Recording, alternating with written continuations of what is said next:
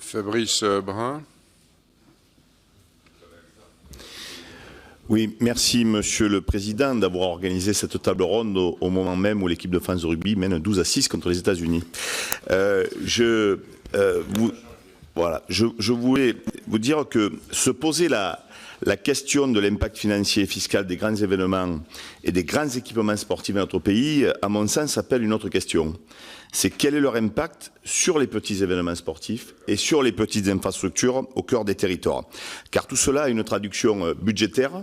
Après deux baisses successives, 55 millions d'euros en 2 ans tout de même, le budget de sport est en hausse. Alors bien sûr, on ne peut que s'en réjouir, mais l'examen détaillé des crédits nous laisse à penser que les JO de 2024 sont quand même l'arbre qui cache la forêt, parce que cette hausse, elle résulte essentiellement de l'enveloppe allouée à la Solideo, l'établissement public chargé de la construction des infrastructures olympiques de Paris 2024, comme le village des athlètes ou comme le centre aquatique, avec une enveloppe qui passe de 65 millions à plus de 129 millions d'euros.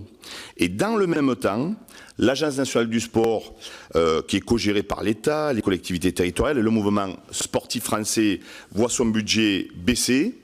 Et dans le même temps, sur le terrain, on constate un assèchement des crédits du CNDS pour les équipements sportifs locaux structurants.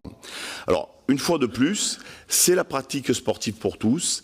Ce sont les territoires qui vont devoir se serrer la ceinture.